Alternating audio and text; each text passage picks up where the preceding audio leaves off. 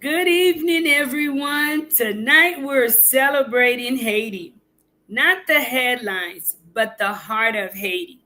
Tonight we have a young lady that is a positive content creator all over TikTok, showcasing Haiti in the best way. I want you guys to welcome Miss Dorothy. Don't forget to please share this live and don't forget to go and visit her channel and subscribe to her channel as she is doing her best to grow her channel on YouTube. I thank you guys. Please excuse us too as we get onto the show. I had a little bit of technical difficulties, not sure what was happening, but I'm glad we quickly got it fixed. Let's welcome our guests. And guys, don't forget to like, share, and subscribe to the channel. Welcome. We are live. How are you, Miss I'm Dorothy? doing great. I'm doing great. Thank you so much for having me. I'm so excited.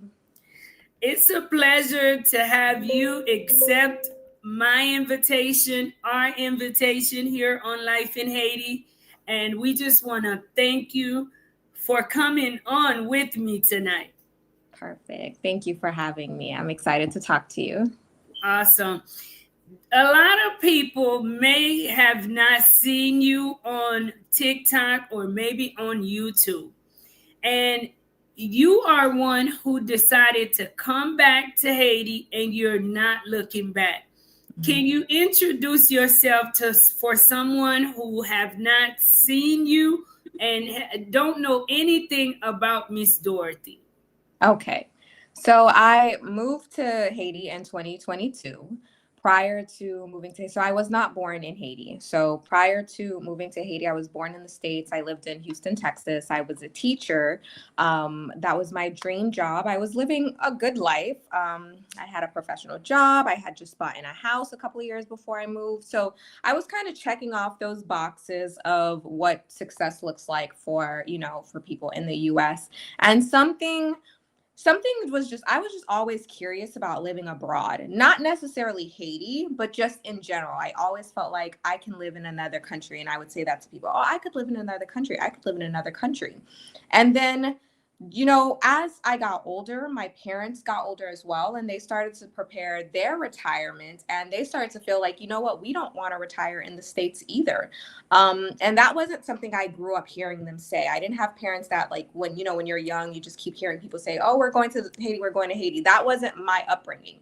And so when they started to say it, it really was like, it made me more curious, like, okay, if they're serious about this, I want to be comfortable in Haiti, because at that time I hadn't traveled to Haiti either. And so I was like, how are my parents planning to retire somewhere that I've never been?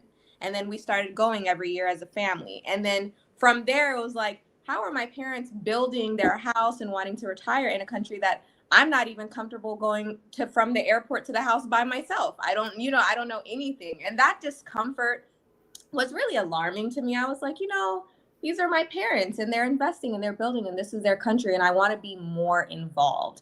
I didn't know if the involved was going to be moving, but it was on my mind in some way, shape, or form that I wanted to be comfortable with Haiti. I wanted to be comfortable in Haiti because, just like so many other people, I was ignorant about the reality of what life in Haiti was like as well. And so that's how, I'm sure we'll talk about the details, but, fast forward to 2022, I was in Haiti and I moved to Haiti and I've been here ever since. Wow. I'm sure a lot of people are asking themselves, what inspired you to move back to Haiti from the United States? What about Haiti? I mean, what was the inspiration behind your move?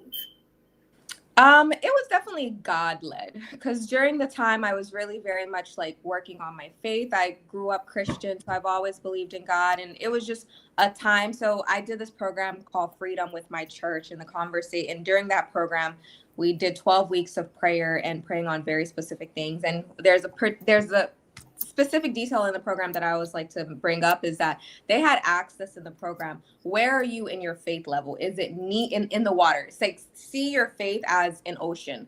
Where are you in the ocean? Are you standing at your ankles? Are you ankle deep, knee deep, or waist deep? Or are you fully immersed in the ocean, meaning you're fully immersed in your faith? And for me, I was very honest about saying I'm waist deep. Like, I trust God, I know God, but I'm not emerged. Like, there's areas of my life that I just can't trust him with, such as work, because when you're in America, you always have this stress. And it's not only American. I don't say that to be negative, but there's this stress on you that just makes you feel like you're not ready. You're not ready. So finances and career were something that I was very stressed about, as far as how am I going to build a future with this salary? How am I going to, what am I doing? And so I was always looking for side hustles, always looking for stuff. So I was honest in the program where I said, I'm waist deep. I can't fully trust him with finances, and I can't fully trust him with my career. And I was just open about that. And then we started to pray on that. And the funny thing is, the lady that I was praying for, her name is Natalie. She was Haitian, and I did not know that the whole program. And we were like the only 2 Black people in the program. So it's so funny because she was Haitian and I did not know that, because she did not present Haitian. One of the ignorant things for me too, because I wasn't used to Haitians looking so diverse as well. So and then at the end of the program, I found out she was Haitian, which I found so interesting. And so yeah, it was that element of faith, and then the worldly element was financial, was generational wealth. I was really involved in like financial literacy and education, and I was learning a lot about generational wealth. And I was like, well, it's so crazy that, people come from different countries and different parts of the world. And and you have parents, most of us have parents that have land in Haiti, houses in Haiti, grandparents, all this type of stuff. Like, why are we starting from zero in the US? Why am I stressed starting from zero when my parents are already kind of on level 3 in Haiti, or level 4? Like, why can't I just continue to build where they've built from instead of starting over? And so those 2 things together really like fueled the inspiration and motivation to go to Haiti. Do you now trust him with your finances? I fully trust him with my finances. This has been 4 years of manna every day. Okay. I'm just like, I don't know, because I was not an entrepreneur before I lived in Haiti. I had never worked for myself in this way. And so now living in Haiti, where, it's not easy, and being fully very much I'm very much island type person. It's okay. I have it today. I have it. I don't have it. I don't have it.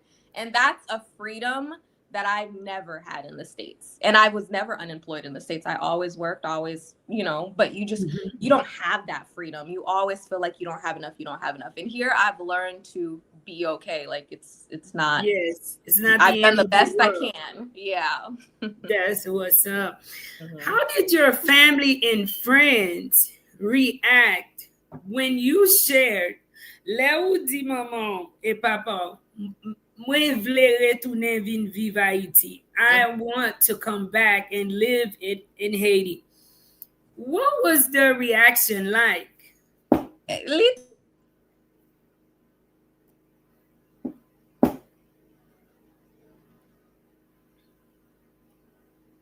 Best ideal I had ever said. Pulimem, it was like the ring in his head, like, yes, that's perfect. So my dad was happy, but maman mi pou kote finales. Epi premi ane a, maman avek papa mte vizite an pil, chak 2-3 mwa yo entre, so finalman yo te vinales. Le yo we mwen ales, yo te vinales. Men, original, yo te kompwen pou ki sa mde vle fè sa, paske yo menm te yon gran pati nan kapasite a, kom si nan vle ale a, paske se yo menm ki te komase, so yo te kompwen, men yo pat finales net. Konya zaman, my friends, zami Amerikem yo pat fin kompwen, men yo te positive, yo te kon si supportive. Men zami Haitien yo, se yo mem, we have a lot of, forgive me for any of them that are on this call, but we have there's a lot of negativity in our community. And so there was most of the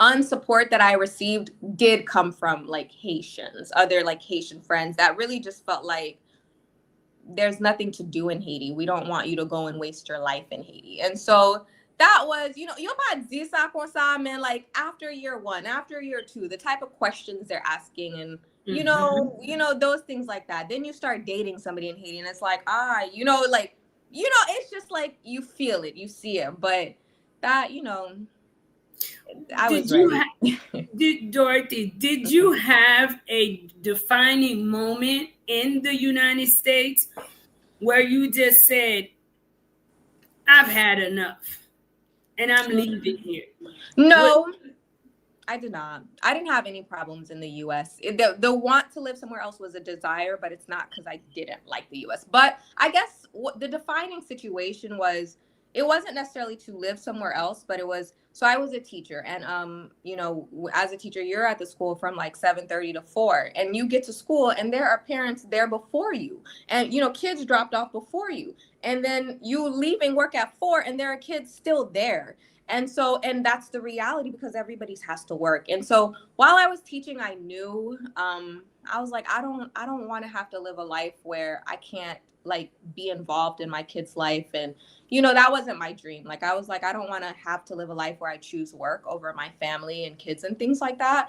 So I started to kind of think about that, like, how can I make that happen? And God just led me to the answer without knowing that living abroad would be the answer, without knowing living in Haiti would be the answer.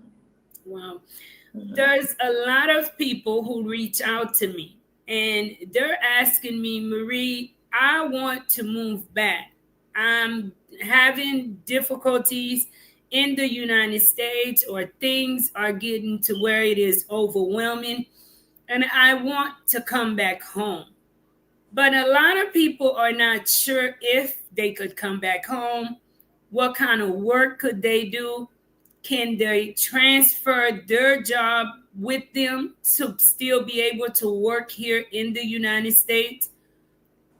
Could you answer some of those questions for some of the people who are tuned in tonight?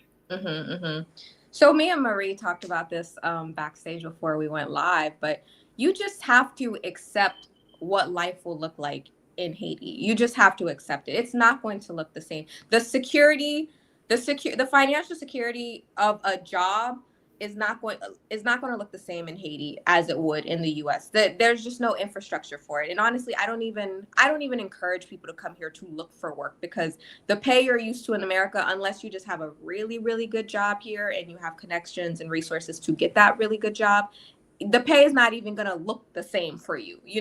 And so when you come here, you have to be ready to work for yourself. But the thing is, you can. And I didn't believe I could work for myself either. I didn't believe I could make it happen either, but you can. And that's the thing that I feel like, as amazing as the States is, because the States does have work, it does have jobs, and that's a good thing. I'm not going to say that's not a good thing, but it makes us limited in our belief in ourselves. So many people are educated. So many people have ideals and things that they can do that people will pay for services for. And when you're in Haiti, you're forced to really think about, what can I do in life? What can I do that somebody needs? What service can I offer? What business can I start? So you just have to start thinking about those things now. Think about your skill set. Think about your talents. Think about what you can create, what you can do. Because I'm pretty sure we all have something that we can do, and be okay with doing that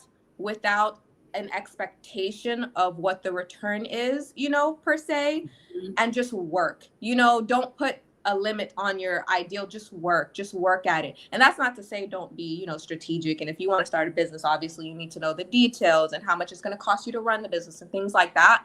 But don't be discouraged by, like, oh, if I'm good at this, like, for example, I was in education. Oh, if I just start daycare or something like that, that's not going to make me money. Don't think like that. Don't think like that. Wow.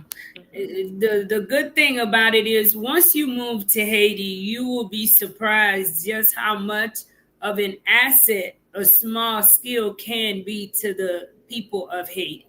Let me ask you, Dorothy, a lot of people concern is, how will the people receive them moving to Haiti?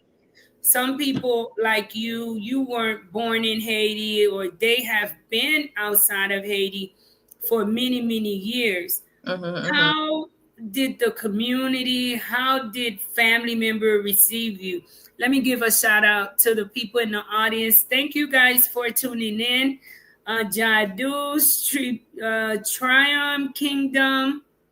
Thank each and every one of you guys for tuning in. Please share the live. Maxine, thank you guys for tuning in. Please share the live. So as far as, you know, and I'm sure this is why immigrants do so well in America, because when you've migrated to somewhere else, you don't have the time to think about what people think about you because you're working so hard to catch up. So for me, the first like year or two, Creole mwen lou, I did not grow up here.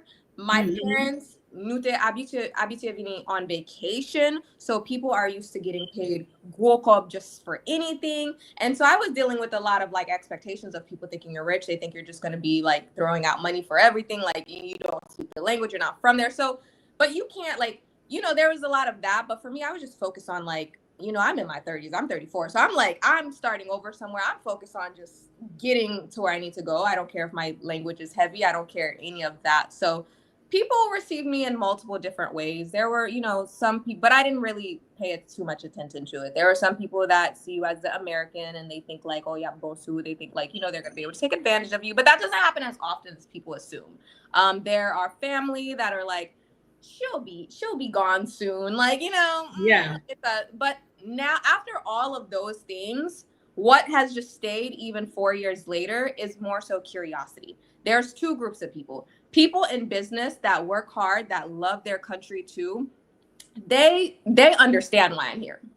They know here. Other people that I work with in business, boss qui travaille pour moi, people that I meet, they understand. And sometimes they'll say like, hang in there. Can be like you're on the good track. So I get a lot of support from people that are working in business already. They get it. But then you have other people that like are maybe not in the same position, or they want to leave the country. It's more so just curiosity. Like why? Why do you have the choice to live in America and you live here? And there's nothing you can tell them to make them understand either. So it's two extremes. Do you find it that a lot of our own people, we take away the value that Haiti have, thinking that everyone else's country is better than ours? Mm-hmm, mm-hmm. Yeah, unfortunately, and both Haitians and non-Haitians. I see it on TikTok all the time. People in the comments that are kind of like, oh, I did a video with I went to go get lipo, a cavitation, a service done, and I jokingly said, oh, I went to go get lipo in Haiti, and some people in the comments were like, oh, no one would ever trust lipo in Haiti anyway, so we know you're joking. And it's just like, why would you think that? And then you have other people that wasn't a Haitian that said it, but then you have people that are Haitians that unfortunately just don't have a lot of faith in the country. But then you have people that are the opposite. I grew up in a time in the 90s and like 2000s where when you were meeting a Haitian, you were meeting a very educated, brilliant person. So I didn't meet a lot of the negativity until more so now that I live here. But Yeah. growing up, most people I met were very much intellectual Haitians. Professors I would meet, people that even weren't Haitian were excited that I was Haitian. They're like, oh, do you know this person? Do you know that person? Have you read this book? Have you read that book? Do you know this person's work at Harvard? Do you know this? And I felt like, oh, I'm Yeah. not educated enough to be Haitian. I'm not smart enough. So I I didn't grow up. always thought highly too of us Haitian Yeah, people. Yeah. exactly. So I didn't grow up like that. So a lot of that is now, and I'm grown now. So it's like for me, it's just ignorance. I don't really think about it, but it happens. What's a typical day like for you? And share with people what side of Haiti that you're living in. What's a typical day like? Okay, so I'm in the north. I'm a little outside of Cap Haitien. I'm in an area called Plaine-du-Nord, but my Airbnb, which is a business of mine, it's in Cap Haitien. So a typical day for me is waking up around 7 because Haitian people wake up very early, and now that the sun comes up very early, they're up Mhm. very early. So Early. yeah, so even 7 is like early to me, but it's like I always wake up feeling like I'm behind because you already hear Mhm. like the streets moving, people on their way to school, on their way to work. So it's motivating in that sense. It's also motivating. So I'm up early, just doing things around the house, just hanging out. And then I'll go to the Airbnb some days, go check on that. As you guys know, Haiti, where I'm at in the north in Cap Haitien, you provide your own energy system, you provide your own water. And so operating an Airbnb, those two things are very crucial. So I like to go over there and make sure those things are there.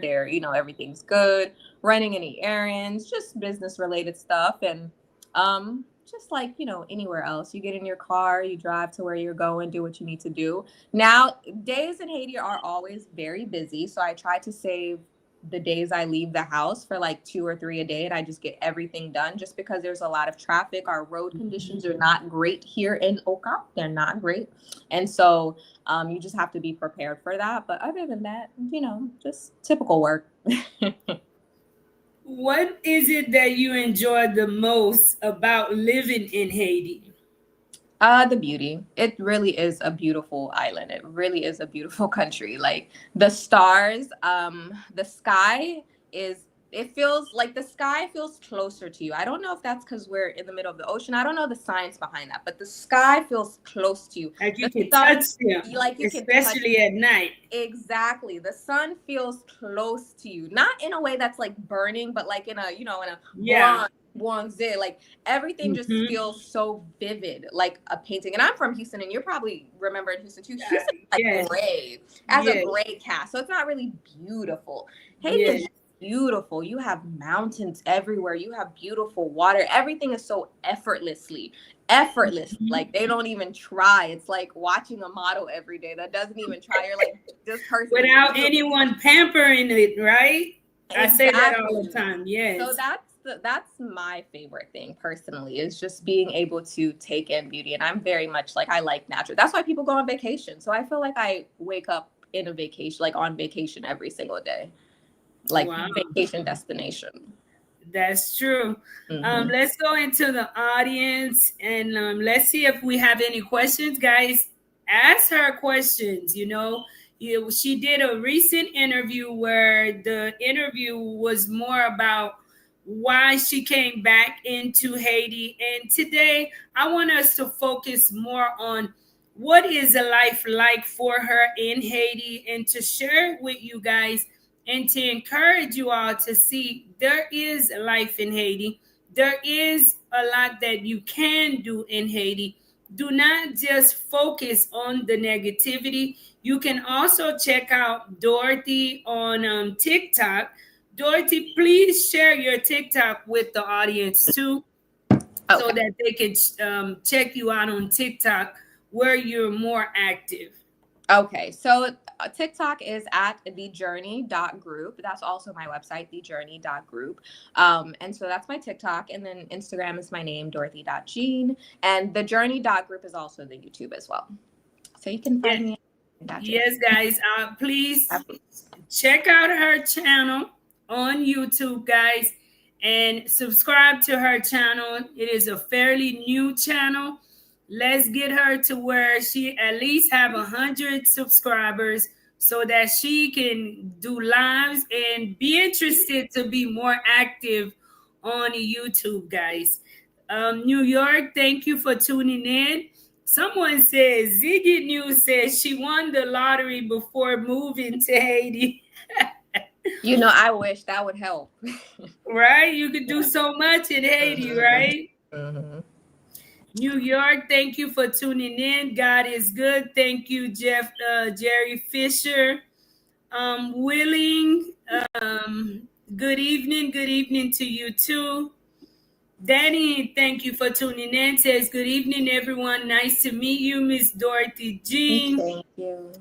Uh-huh. Legally Haitian says, I want to move to Haiti, but I know there is so much that goes into that. What advice would you ladies give to someone who would like to move to Haiti full time with an inspiration to work a career?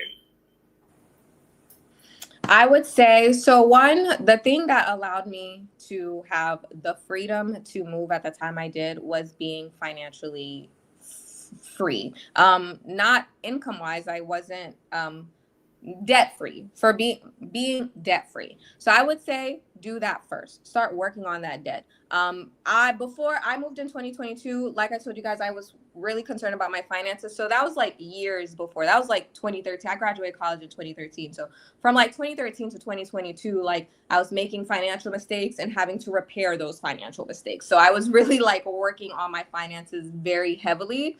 And so I was like, oh, I need to pay off all my debt by my 30th birthday. So I just gave myself a goal. And then I turned 30 in 2021, and then I moved in 2022. So that was a huge part in being able to just pick up and go. So I tell people all the time, work on anything that attaches you to anywhere, work on that.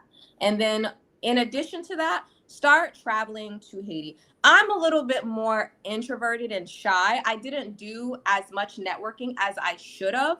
But for those of you that know, 5 years, 10 years, as you're working on your finances and debt, start traveling to Haiti, start making professional connections, make friends, meet people, go to events. I had went to a tourism innovation summit prior to moving here. That was very helpful. That encouraged me because I got to see a lot of young entrepreneurs and entrepreneurs in general in Haiti that were already doing work in Haiti that weren't necessarily Haitian as well. They were like Haitian American. And so I was like, oh, wow, and most of you guys know most of them, following other people, following people like C. Genty, following people like Rudy B. Like I was really, kind of checking in. And like I said, I just wasn't going the extra mile of networking. But if you can, and even if you can't, do it. Go to the events. There's, go to Haitian events, see what people are doing so that you can start to kind of make connections and meet people that will help you when you finally get there. And then if you're looking to have a career, so meaning you might be looking to find a job,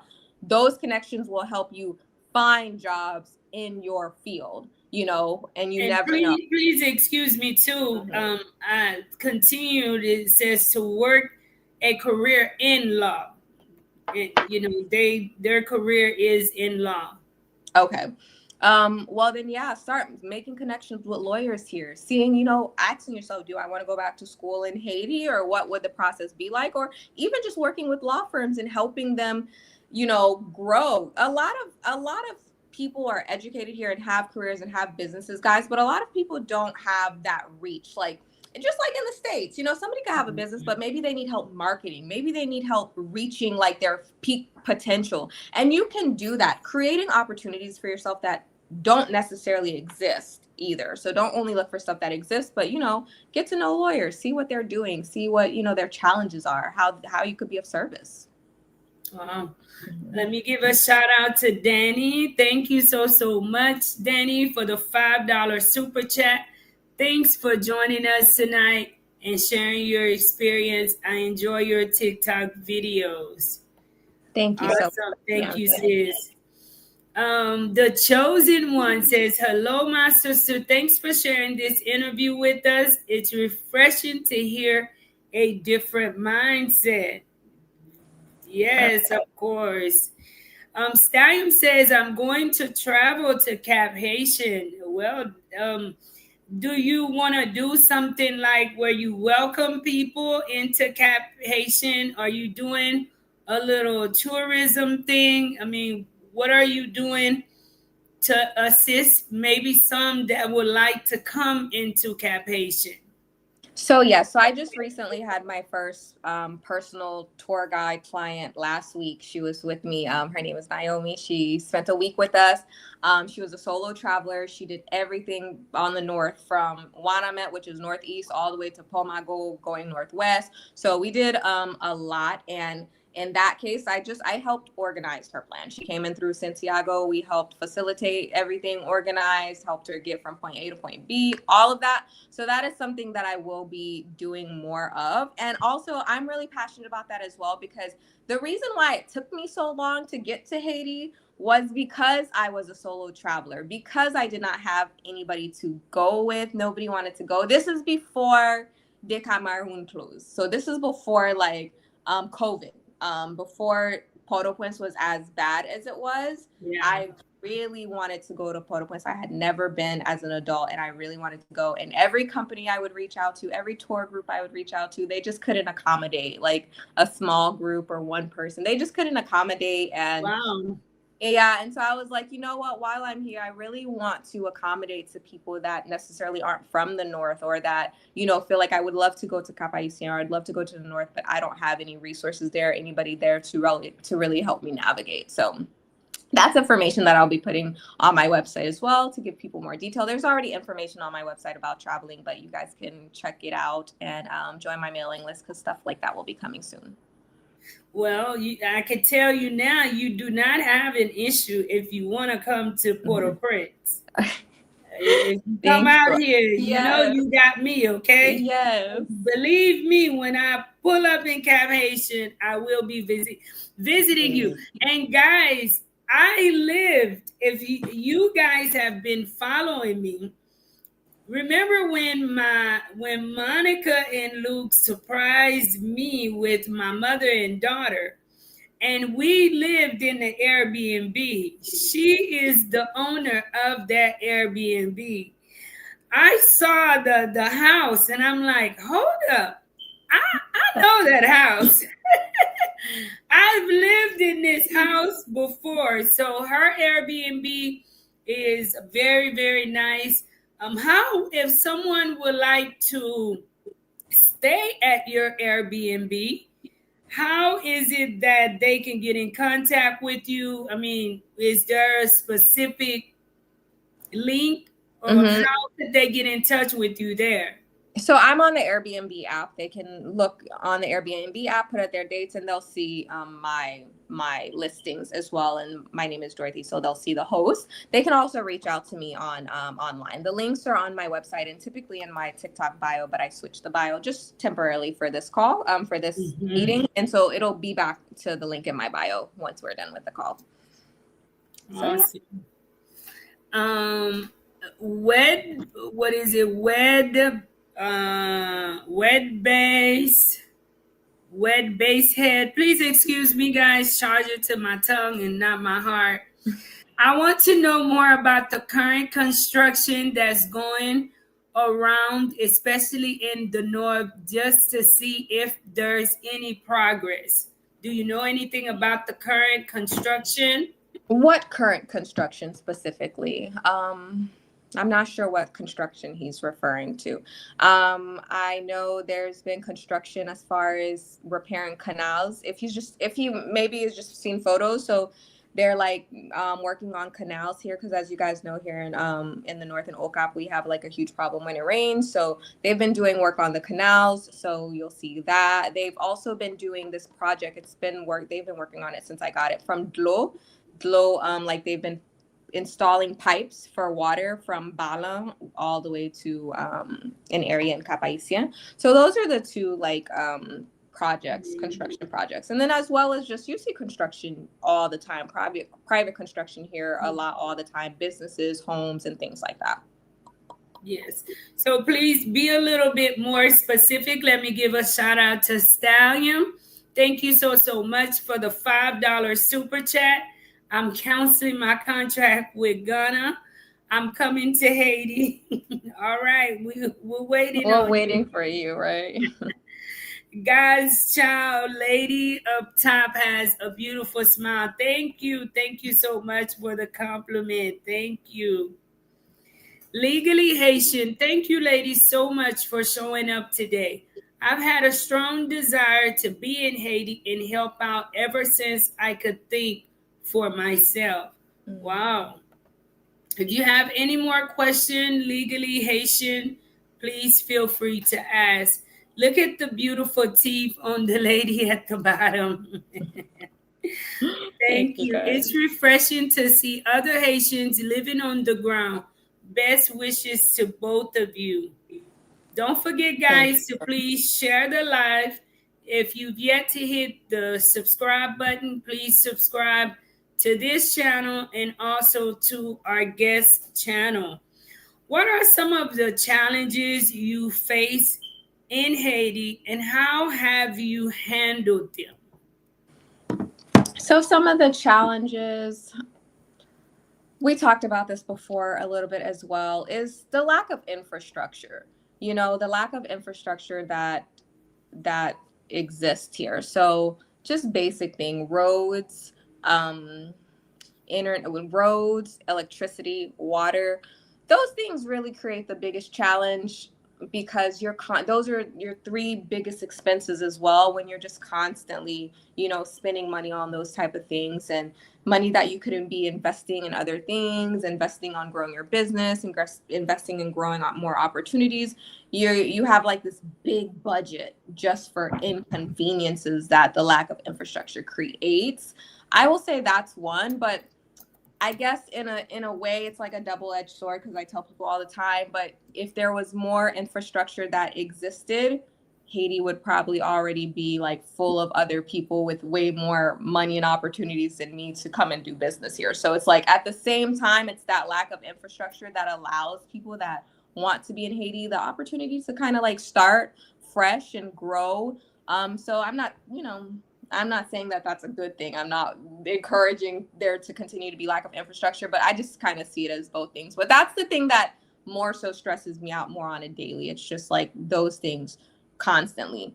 And also the lack of um infrastructure in our government, like the level of corruption in our government, not to get into that too much, but it's for me, when you come from the US where everything is like written down, if you're, Mm-hmm. how much your property It's taxes law. are. Yeah, the law, how much your property taxes are, how much this is, how much that is. If you're late, how much the late fee is. Like, you just know. I just like to be Mm-hmm. a really organized and prepared person in that sense. And the lack of that, like, it just, everything is like a negotiation. Everything is, you just don't know. You go somewhere and all of a sudden you're in trouble. You don't even know why you're in trouble. You do, it's just, all of that is just stressful, but at the same time too, on the bright side, that's part of what has helped my people skills in a way, and just Mm-hmm. has allowed me to be more of a relaxed person. So even in the weaknesses in the country, I think when you're coming from the US, if you've never lived in Haiti before specifically, or if it's been a while, it really helps you to see people for just people. We are all people, and everybody has a reason for what they're doing, whether it's a good one or a bad one. And you just learn to deal with people a lot better. Whereas, like, in the US, I feel like I didn't really have that many people skills because I didn't have to. I didn't need to have a relationship with somebody to get something done. I didn't need to call, I didn't need those things. I just got online, I paid my bill, and I'm done. I don't need to talk to anybody. Whereas here, you're constantly forced to deal with people, talk to people, and that can be frustrating. But at the same time, it helps you grow in a way. And I think we need those life skills in life to really help us get to that next point of really creating revolution in the world. What's going on in Haiti is not unique to Haiti, it's unique to the world. And I feel like when you live in a state of passiveness, like, you just think it's okay to not, question anything, it's okay to not speak back, stand up for yourself, then we just create that spirit of passiveness that just continues and continues. And next thing you know, we have what we're experiencing in the world today, where we have world hunger, we have all these issues, we have so much going on, people can't live, people can't survive, people benefits cutting, all this type of stuff. And so Haiti has made me more of a fighter in that way. So even the challenges have made me really strong. But I'm ready for the day where these challenges no longer exist, though. But those are the things that are like daily, like, this is terrible. No, I can understand because I live here, so I can relate. What surprises you most about returning? What is something that you didn't expect in Haiti?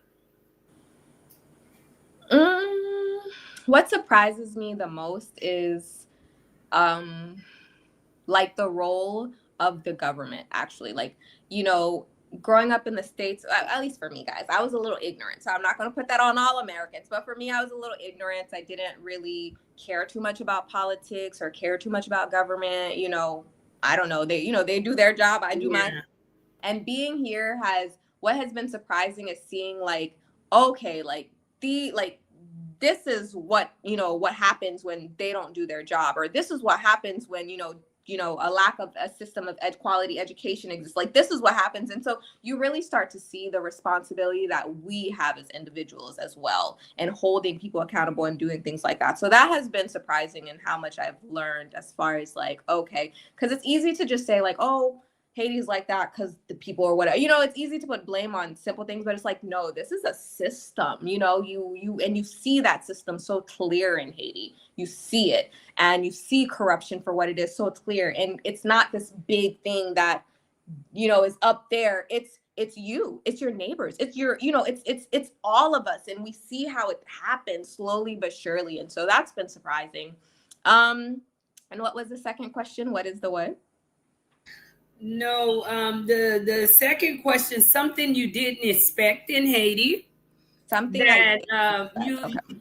you didn't expect it, but it's normal somewhat. I'll use something I saw on your video when you went to the dentist. Okay. Did you expect for that visit to be the way it went, or did you have an expected did you expect for it to be like a little shack? Yeah. So, and I hate to say that, and but I every time I see like nice things, I am a little surprised, and not even because I don't feel like they can. Like it's more so being here. You know how hard it is too. One, it's a little bit of both. I was ignorant. I was thoroughly ignorant prior to coming to Haiti about what the reality of life in Haiti was like.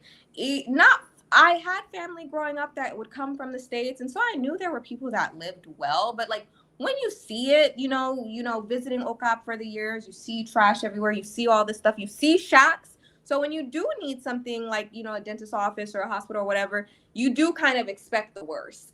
And Yeah, so I was a little surprised also because I know the amount of work and money things take. And so when I see someone that has created a really nice organization or business, I'm like, wow, I'm not only impressed with your business, but I am impressed with you for fight, because I knew that was not an easy it task was to easy. accomplish.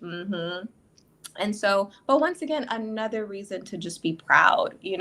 People expect you to be ashamed when you live here. Like, I'm proud because I tell them all the time, I don't know what group of people would be able to live with this, like, this state of the country the way it is, as peaceful as Haitians do. Like, it's psychological warfare sometimes, like, and they're calm, they're kind, like I know groups of people. Look, I'm from Texas, Marie, from Texas, where people open carry, where Mhm. road rage, someone will pull a gun out on you quick, fast, and in a hurry just because you cut them off in Yes, traffic. So, yes.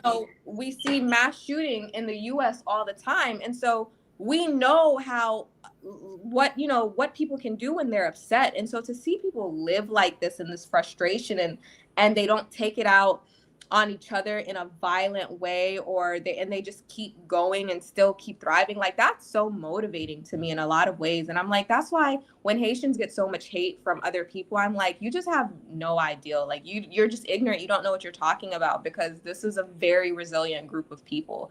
Like, and so I'm not concerned for Haitians at all in that sense. They try to portray us Haitian people as cannibals, as very violent people. Now, Mm-hmm. what you see is the small percentage that is violent. They are very violent, but that doesn't represent the majority of the people in Haiti. Mm-hmm.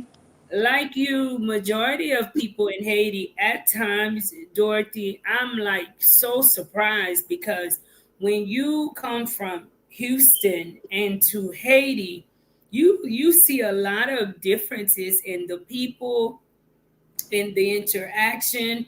I remember someone jumping off of the 16th floor and killing themselves. I worked Mm-hmm. in the Social Security office, right? Because at around the time when the market failed, and they just instantly, wanted to kill themselves and did. Mm-hmm. And when you look at what people in Haiti live through on a daily, and they smile through it, they get up early and face it. And Mm-hmm. that is where when people say, well, why are you living in Haiti and this and that? And I'm like, I have my problems. People Mm-hmm. around me have their problems.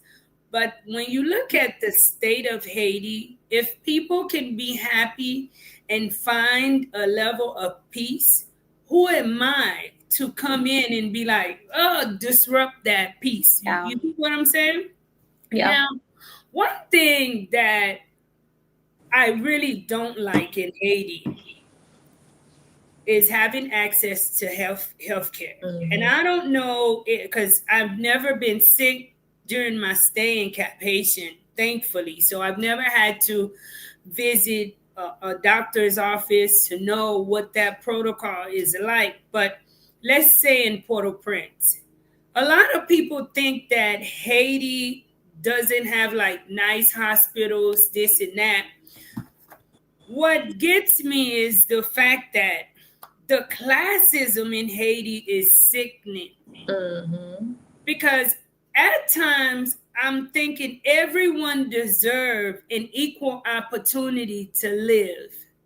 Everyone deserves an equal opportunity to have access to health care, at a minimum basic health care. Why is it that do you see it in Cap Haitian too? People, you need to have money to have access to health care, and that is why people are so when they hear of Haiti, they think that, oh, there's no hospitals in Haiti, there's no dentist. There is. What it is exclusive for a small percentage of the population, and they offer their services at such a high price that the average person cannot afford it. I mean, do you see that too in Cap Haitian? Yeah, I do. And I've never been to Port-au-Prince, so I don't, but I hear Port-au-Prince says way more nice and things, hospitals and doctors we do in Cap. But I tell people all the time that yes, I understand that the US is racist in the sense of it's systematic. So we have US is systematically racist in a way, and so people experience it without noticing sometimes. I will say that my first experience with racism through classism has been in Haiti.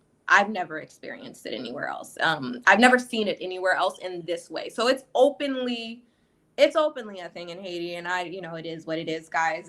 And I um, wanted to ask you that question. Have you yeah, ever experienced yeah, racism in Haiti? yeah, for sure. In Like Cap Haitian? it, I you don't know, see a lot of mulattoes in Cap Haitian. At and least that's I why did it. not racism but classism. Like, it's people meeting you and wondering what you do, and if you say something that they like, then maybe they act interested, and it's like, oh, being I remember I went on a trip with a group of people, and I didn't know any of them because our car had broke down, so I had to take a ride with someone else in the group. And some of these people in the group, they're all black, so it's not a racism thing, but it's not a color thing, but it's like a class thing. And everybody in the car pretty much ignored me. Everybody ignored me. It wasn't like it wasn't whatever. They ignored me, right? And then when we got to where we were going, one of the older gentlemen asked, like, "Oh, like, why are you here? Who are you? You look familiar." And I was saying, "I've met you before." He was a doctor. "I've met you before. You're a friend of one of my uncles who lives in the States." And he was like, "Oh, you're such and such's daughter. I knew you looked familiar." And instantly, everybody in the group with him then started asking questions. "Who are you? Da da da da. What do you have? And then when you start to tell them, "Oh, this is what you do, blah, blah, this is what, businesses you have." And it's like, then it's a Vibe change. curiosity. Exactly. And I do not like that at all. Yeah. But I hear that's a OCAP thing. I hear people in Port-au-Prince don't act like that. So I don't know. But so they're like that That's in a a sense. Haitian thing. Do you Okay. find it where when you enter a room and you don't speak French, Mhm. that you Yeah. received a different way as well? I don't speak French, guys. I've met people that will just continue to speak French even after it's been very clear. I met this woman one time. I was introduced to her in English. The introduction happened in English. She responded in French. I'm thinking maybe she doesn't speak English, but I don't speak French. So I just continue in English because I don't know. And she just continues to speak to me in French. And I'm just like, now are you like, like this is on purpose? And then after she left me a couple of like minutes later, I'm seeing her talking to people in English. So I'm like, oh, so you wanted to prove a point? I don't know. So you have those little things. It's that the superiority, because Yeah. she knew in English she couldn't challenge you. Mm-hmm, But in French, if she's even speaking French the yeah. right correctly, you know what I'm saying? Yeah. Mm-hmm. Sometimes I laugh anyway, even to my staff. Like, some of these people they thinking they speak French, and then when I hear people speaking French, I'm like, that didn't sound like what you Right. were saying, you know? But And it's just to feel like they have an upper hand. Exactly. And I don't like that. And going back to your question as far as like seeing the classism and stuff, I don't know. OCAP to me, OCAP is not in a position to do that. That's what always shocks me. I always tell people all the time, I don't know how people are so zuzu.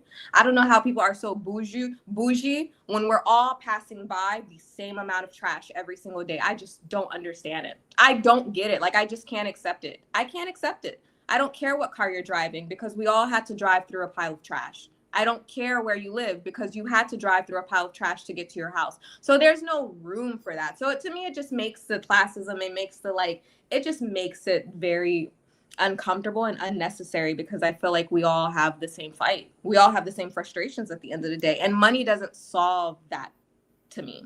You know, money Yeah. can't, like, we don't have a lot of nice doctors' offices and hospitals. And if we do, they can put them in the chat and I will check them out. I will make videos and let y'all know. But we don't have. I feel confident that with money, I can piece together the health that I need. I can find a good reference and a good doctor that will do what I need him to do. He will be able to refer me to another place or another hospital that might have the machines that he needs. Like, I believe that money will create the resources for you to get what you need, but Yeah. there's no one place for that, you Yeah. know? And what's the point for me? I always say, and I don't know what it is. What's the point of having money and wealth and opportunities and status if I'm sick? I can't even get a heart attack on the boulevard. I can't even catch a heart attack somewhere.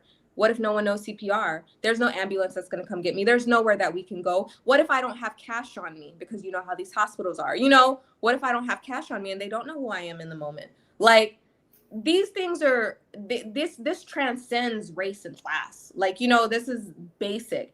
And every health issue is not going to give you time to quickly drive to the DR or fly to Miami. You know, life Mhm. doesn't work like that. So no, we don't have an infrastructure for healthcare here at all. And like I said, if we do, you know, maybe I'm just not in that circ yet and I don't know. I don't know. Mhm. But based on the places I have been and the things that I have seen, I don't see a place for emergencies. You know, and because we have so many intellectual, so many degrees in Haiti, what you see in the north is that so many people, their only focus is wealth for themselves. Mm, exactly. You know, and I always equate that to what's it to a man who gains the world but loses his soul. For Mm-hmm, me, it's difficult to have a beautiful home and right in front of your home is a pile of trash. yeah. You can't tell me you could be comfortable inside of your home knowing when you open that door or when a friend is on the way to your house, this is what they experience. Yeah. And this is where we lack that community love. And we need to bring that back within our community. Stop just focusing on I have a nice home, inside of my home is clean. And a lot of those same people, they will be drinking something, and then Mm-hmm, you'll see the first thing they'll do is dispose of it on the side of the road. We mm-hmm, have to start respecting the law of the land and just start doing things differently. I did hear there's a cleanup project going on in the north of Haiti. How's that project coming along? Have you seen some progress there with the cleanliness? mm-hmm, mm-hmm. You see it when it's happening. I'm not it until we have a system for trash, like, it doesn't really matter. You know, you see it and I'm happy it gets everybody involved. Um, you know, but it's for a day, you know, it's for a day or two. Most of the times you don't even really see the result of it, but it happens and I'm happy that it happens, but there's still no system. You know, there's no system for trash collection. There's no center that we all can go put our trash that has been shared with us yet. And so even if people clean up, you know, if there's no maintenance, there's no, Yeah. you know, regular maintenance. We don't, you know, the city, we know, hey, they pick up trash every Monday and And Friday. no You know, direction in a place too for people to exactly, put the trash, you know, exactly. teaching So our people to not just drop the trash on the side of the road, but having trash cans in places so that yes, they can dispose of the trash. yeah, Wow. exactly. So We have to do that. I do agree on. We definitely have to do better, especially in Cap Haitian, because Cap Haitian represent Haiti in a major way, mm-hmm. especially during this challenging time. Yeah. Um, with That's why he needs more construction companies, even if it's a foundational construction company. I'm tired of seeing these little shacks when Haitians have creative ideas when it comes to designing. That's what's crazy. Mm, Is and this is when you could say we want to do it for ourselves. We don't want to do it for the community. yeah. Because some of the homes that we see Haitian people building, these homes are beautiful homes. They're not the average homes that the person lack creativity. Mm-hmm, No, mm-hmm. this is a very creative person who sat down and came up with, that whole design. Yeah. We Um, don't lack that at all. we And don't. yeah, we don't. There are beautiful homes here all the time. I thought I lived in a beautiful home until I started going to other people's homes, and I'm like, oh, Right? yeah. The chosen one, and thank you so much, the chosen one, for becoming a member of Life in Haiti. Thank you. Is there an activity you always done in the US you sort of miss or wish that you can do in Haiti? Yes, going to the gym and outdoor activities. So going to the gym is one thing that I miss a lot here in COP. We don't have any like nice gyms, and yeah, I used to spend a lot of time in the gym in the US as and outdoor activities like walks, like trail walks, going to the park and things like that, and having those be times of peace and exercise and things like that. So I do miss that here. I still go on walks and things like that, but it's not the same because, unlike the South, our roads aren't paved, our areas aren't like, it's just it's a park is a It's park. not a It's sight designed to for that. see while during your walk, Exactly. based on the area and how the upkeep of the area is. Exactly. So that's the thing I I, missed. I do think you guys who are tuned in and is thinking of a business idea, I think that this is a great business idea. Mm-hmm, I'm mm-hmm. sure Yeah. you're not the only one feeling that way. The north side of Haiti need a very nice gym. Yeah. Can you share your opinion or experience of bringing children and a partner or even dating when choosing to relocate to Haiti if it applies to you? So I came here. I was single. I don't have any children yet. I'm not married. And so when I came, I knew that I would have to marry someone that also had like a global mindset, like a global citizen mindset. And that's fine. As far as like raising children, I'm not, those things don't really concern me. Like children, parent, a spouse, things like that. Those things don't concern me because, like I told you guys, a lot of what motivated me to want to live a life that is a little different was what I was seeing in the education system. So from a like just for a while now, I've known that I would have to be super involved in like bringing up children and things like that. And the only thing that is a little disheartening is that there's not a lot for people like kids to do here in Cap Haitien.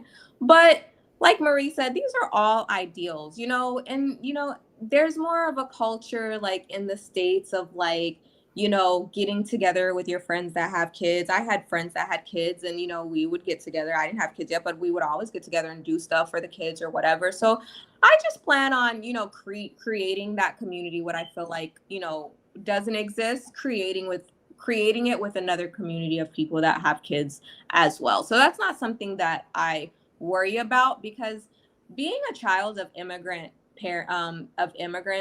when I was growing up, I think that's one misconception that Haitians born in Haiti that migrate to the US don't really have sympathy for when it comes to the diaspora, like the diaspora community, is how sheltered a lot of us grow up as a result of our parents being new to a country and not having a lot of community.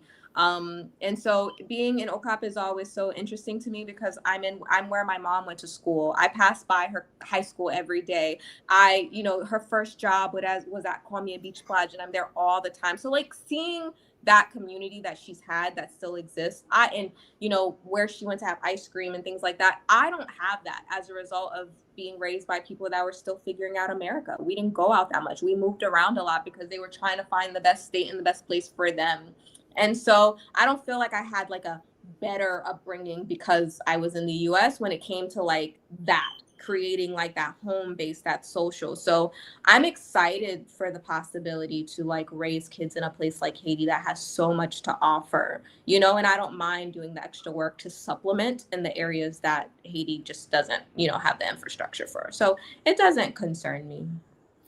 You can always take a vacation. Yeah, You are a U.S. citizen, and your yeah. child will automatically be a U.S. citizen. You can send Yes. them back home with grandma and grandpa. Mm-hmm. And I'm sure grandma and grandpa, they will be a whole lot better grandparents today than You they know, were raising us. right. They're more open and more comfortable, not hmm as reserved as they Yeah. were when so the grandkids get to enjoy them a whole lot better than we ever did. And I grew up with cousins coming from Haiti, like, having such a life, like such an interesting life to me. It was like a movie. They spoke multiple languages. They went to, different schools. They traveled to the US for vacation. Like, I look forward to my kids having a worldly experience like that, a different, like a Caribbean experience. That's like a dream. Yes. Have you ever considered going island hopping, being that you are a U.S. citizen and you can go visit Trinidad, Jamaica, just different areas, just to visit? Okay. Yes, I have. And the other day I was at the beach and I was asking, I was like, can other boats just pull up here? Like, how does that work if people? Because I watch videos of people that like island hype on boat, like they'll leave from Florida and then go a different island. So yeah, Yeah. for sure, I would definitely want a life that allows me to like visit different islands and things like that. It's a little bit more challenging now just because of our airport situation.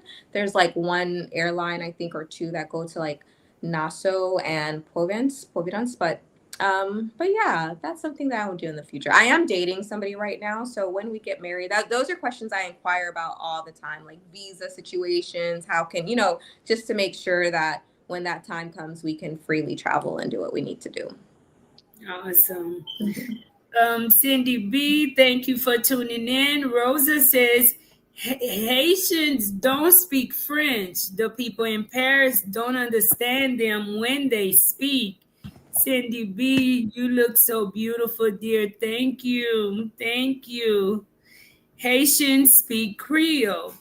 You make such good sense. Their neighborhoods must be cleaner. Thank you so much, Stallion, for the second super chat of the night. Thank you so much for the $2 super chat.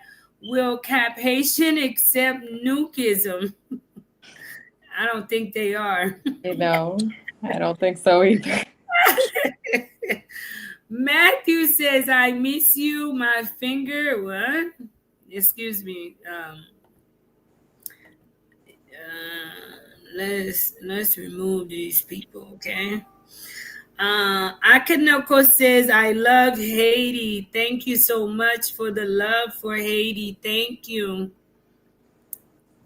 Um, how do I access your account to subscribe to both of you?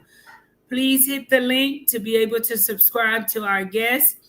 The chosen one says, if you can, using one word, describe what does it truly feels to you having returned and now residing in Haiti today? Um, I would say purpose or blessed or just, yeah, led, you know. Mm.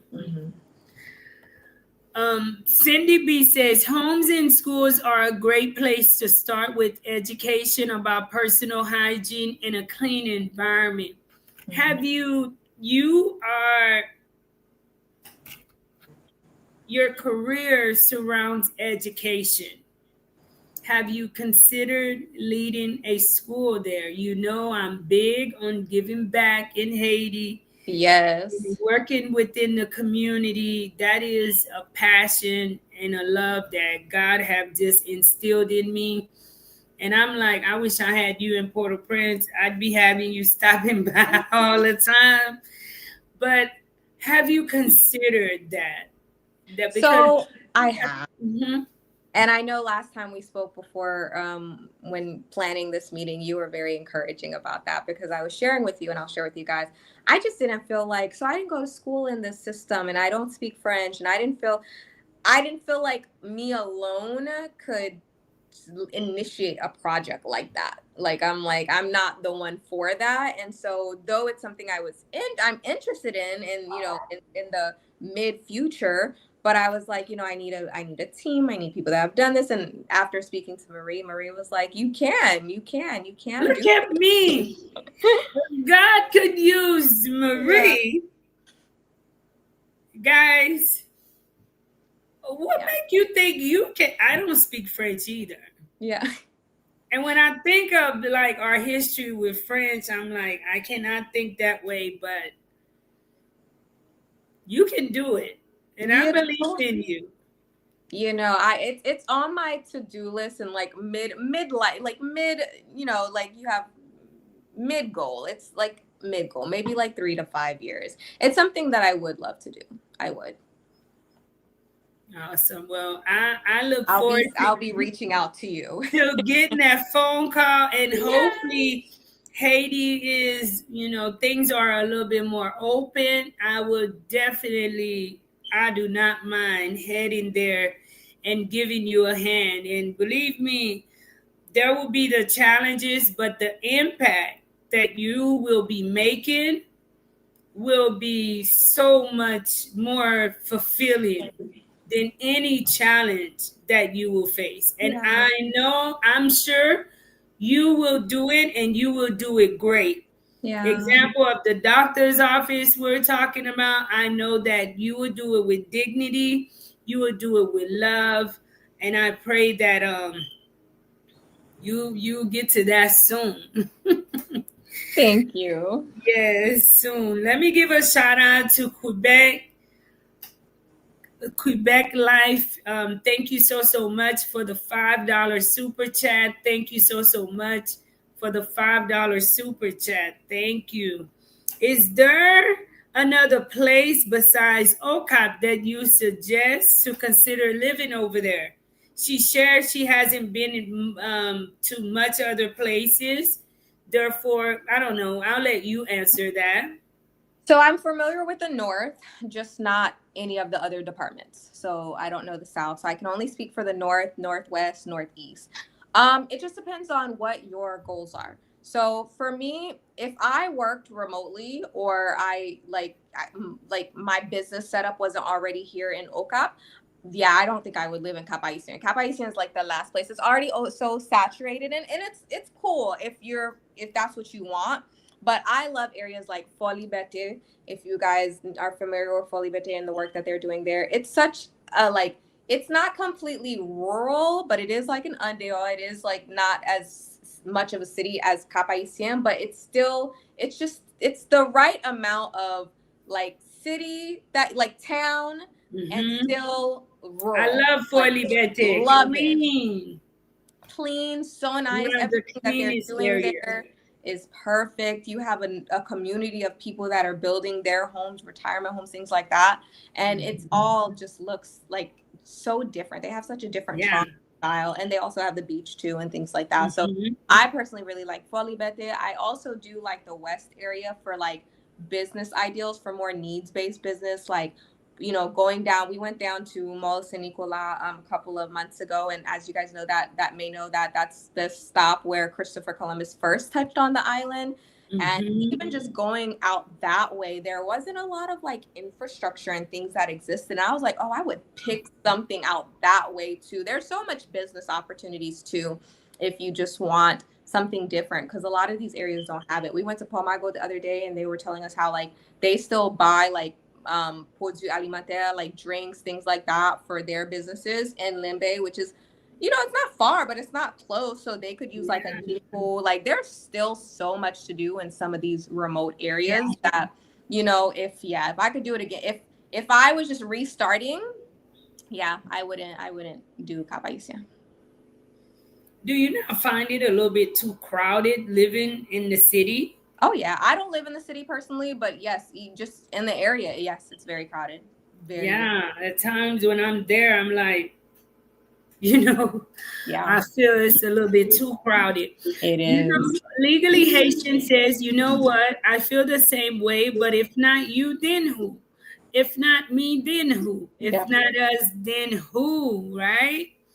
Woodney says most of the Haitians do not speak French, they only speak Creole. By saying we speak French, that's crazy. Don't tell most Haitians that. You be in trouble. William said you could probably do a virtual class with Life in Haiti with the kids. That's a good offer too. Right. Yeah. You can come in and do a virtual class with the kids, and you're welcome anytime. We're playing that in the background. Jadu says, I admire you both. Thank you, Jadu. Thank you. Before we go, you've become a positive representative for Haiti online. What message do you hope your videos send? That you definitely can, because I know so many people that want to live in Haiti, so many people that also have left and now want to come back, or they left and they realized where they went wasn't what they desired to be. Or the message I want people to get is that there's no American dream. There's no universal dream for anybody. The dream is based on what you have envisioned for your life. And what I want people to get is that, you know, you don't have to start over for your dream to exist. Some people are halfway to their dream in their home country in Haiti and they don't even realize it, because they have their mindset that no, there's this other dream, this universal dream that everybody has except for me. and Mhm. and we're in the States. I'm looking from the States like, wow, you have acres and acres of land, you have a farm, you have a this, you have a that, you have connection, you have everything that you need to like succeed in a big way. Like, I want people to not be afraid to dream big for Haiti. And I tell people all the time, like, so many people are way better positioned to do this than me, or have the time to like really prepare themselves to live a big life. I feel sometimes you go other places looking for a dream and sometimes your dream gets killed, actually. And so don't be afraid to dream big, and the problems and the challenges that Hades have, we can solve them together. There's nobody coming, as Mel Robbins, I think her name is, always says, nobody's coming. And so we are the solution. And so don't take yourself out of the solution. You definitely can, build a life you want here. Awesome. What are some of your future goals here? Any projects or dreams that you're working on? So, future goals. So, I'm currently working on a farm/garden project that created. We started on that last year, and it stemmed from, like I said, what I miss the most about the States is outdoor activities and being able to go on walks and things. And so we didn't have a lot of land. We had like Yonkao. I don't know how much that is, and it's a little bit more than an. So, but we've been working on that. And long term is that I want to be in like agriculture tourism in a way, also just really showing like culture, being in a space of culture through agriculture, through tourism, and through like unique experiences, like travel experiences, when it comes to like Airbnb and things like that. Wow. What would you say to someone in the US or anywhere abroad who are considering moving to Haiti but is afraid? Um, you know, the world is scary right now. There's a lot to be afraid of, and not just in Haiti, just in general. So I would say definitely know what you're looking for and what you want, and really ask yourself what you're afraid of. If you're wanting to go to an area that is obviously unsafe, then yes, that's a real fear. I get that.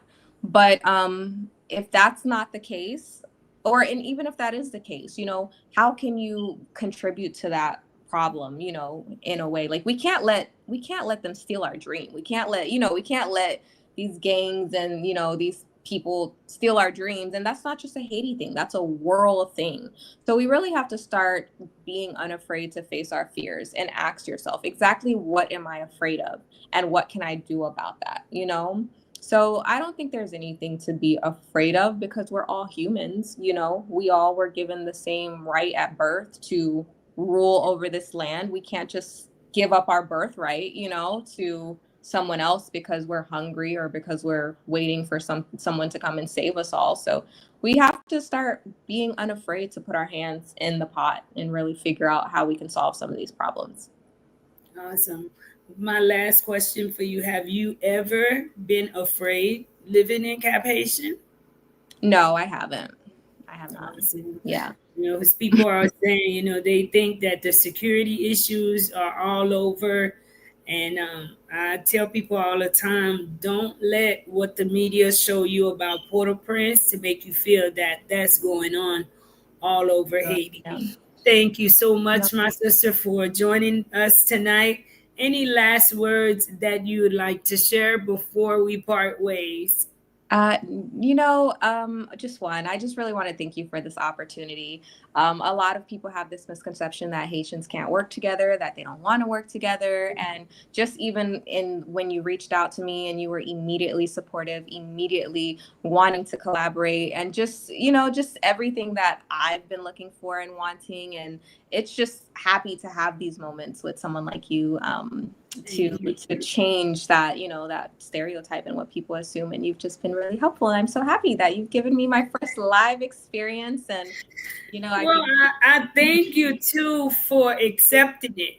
I think it's because both of us were raised in the United States, so our perception of things is just completely different. yeah, And I try to share with people, even the staff, like collaborating and working with each other, you have the chance of accomplishing so much yeah, more instead of creating division.